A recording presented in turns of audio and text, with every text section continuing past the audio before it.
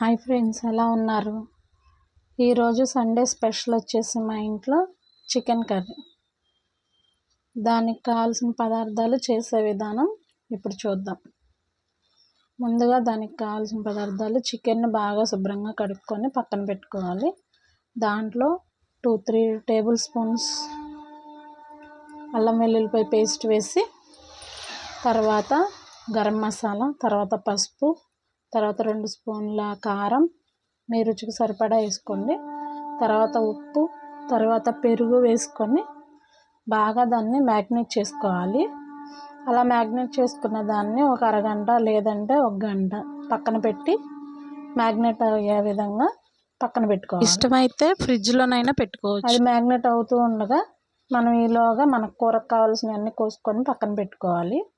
ఇప్పుడు పొయ్యి మీద బాండీ పెట్టి దాంట్లో సరిపడా నూనె వేసుకొని, తర్వాత చెక్క, లవంగాయ, మీ దగ్గర ఉండే హోల్ గరం మసాలా వేసుకోండి దినుసులు. తర్వాత కరివేపాకు, తర్వాత ఉల్లిపాయలు వేసి బాగా ఎర్రగా వేయించుకోవాలి. ఉల్లిపాయలు బాగా ఎర్రగా రావాలి. ఈ ఉల్లిపాయల్లోకి సరిపడా ఉప్పు వేసుకొని వేగిన తర్వాత ఎర్రగా వేయించుకోవాలి. గోల్డెన్ కలర్లోకి రావాలి. అలా వేయించుకున్న ఉల్లిపాయల్లో మనం మ్యాగ్నేట్ చేసుకున్న చికెన్ వేసి ఒకసారి కలుపుకోవాలి. ఈ చికెన్ వేసిన తర్వాత టమాటాలు కూడా వేసేయచ్చు.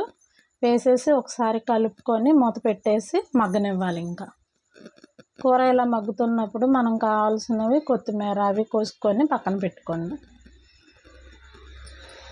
ఇలా ఉడుకుతున్న తర్వాత అది మధ్య మధ్యలో కలుపుతూ ఉండండి, లేకపోతే అడుగంటేస్తుంది.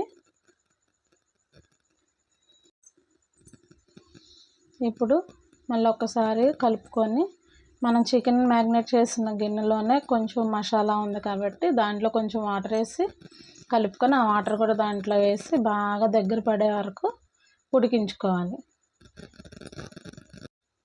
ఇప్పుడు కొత్తిమీర కూడా కోసి పక్కన పెట్టేసుకోండి, అది ఉడుకుతూ ఉంటుంది. ఫ్రెండ్స్, నా ఛానల్ని సబ్స్క్రైబ్ అవ్వండి ఫ్రెండ్స్. లైక్ చేయండి, షేర్ చేయండి, నాకు సపోర్ట్ చేయండి.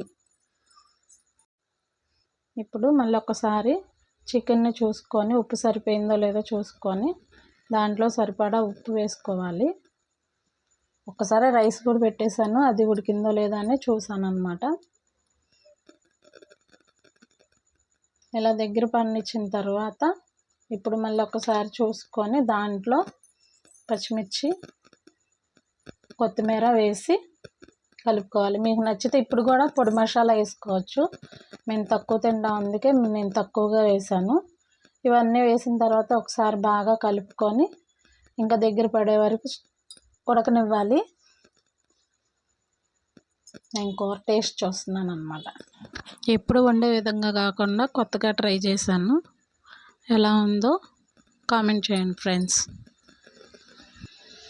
ఇంకొంచెం ఉడికితే కూర రెడీ అయిపోయినట్టే ఫ్రెండ్స్. అంతే ఫ్రెండ్స్. ఇంకా